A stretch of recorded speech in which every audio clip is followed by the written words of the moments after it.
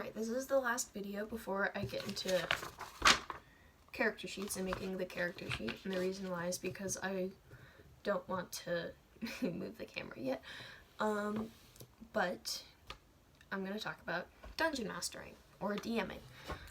You can't have a campaign without a dungeon master. That's the most important thing. The dungeon master controls the world, explains what's happening, what to do, if you can or can't do things, decides whether or not a roll goes through or not. They're very influential. They literally make the world, the characters, the laws, everything like that.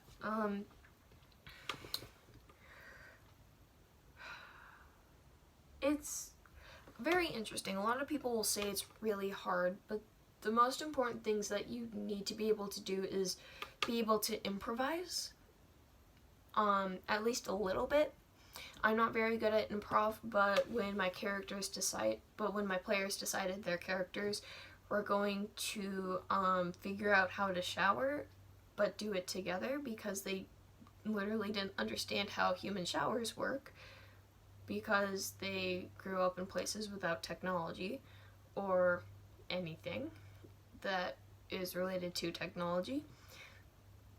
It was something that I was like, okay, you gotta roll for intelligence because you gotta figure out how this works.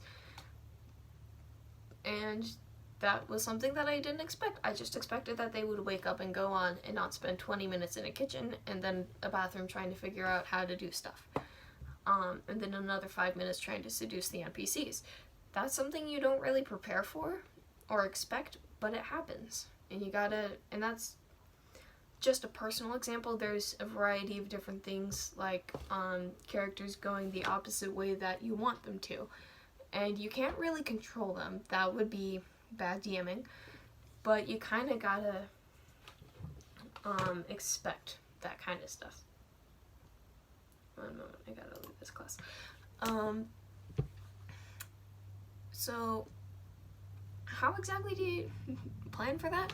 You really don't, right? I've been saying that for the beginning of this. You really don't plan for that sort of stuff. But you kind of have to be prepared for things to be unexpected and things to not go the way you wanted them to, necessarily. That's kind of the first really big part. The second part is you have to be able to either make a campaign or read through a pre-made campaign and work with it. I know there's a variety of pre-made campaigns. I've never really been able to get them because I usually don't have money. But either you use those as kind of a stepping off point, or you make your own. And usually I would say if you make your own, probably start with just making a one-shot or something that can be completed in one session and then go to a campaign, or use a one-shot and use that as a launching ground for a campaign, or you just make a full-fledged campaign like I did. The other thing is you're gonna make mistakes as a DM. It's something that all people do when they try something for the first time. But that doesn't mean you're a bad DM. The things that mean you're a bad DM are if you control characters or people's actions, or if you get angry at people for doing things. You gotta be really chill. But you also have to make sure that your party is meshing well. If there's a lot of interplayer fights or aggression, you kind of gotta fix that, because as DM you control who is and who isn't in the party, and that can be a lot of responsibility, but it is something that makes your campaign just better, and it flows better and easier. And the one other thing that's really important for DMing is keeping everyone on track.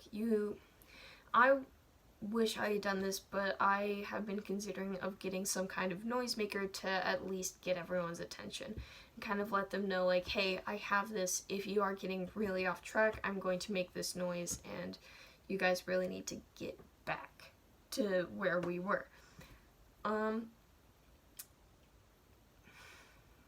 I think that's kind of all the important things. You need to improv, you need a campaign, you need to be able to relinquish control, even though you do control literally everything else, but you don't control the characters, and keep your party a safe place, and also keep everyone on task.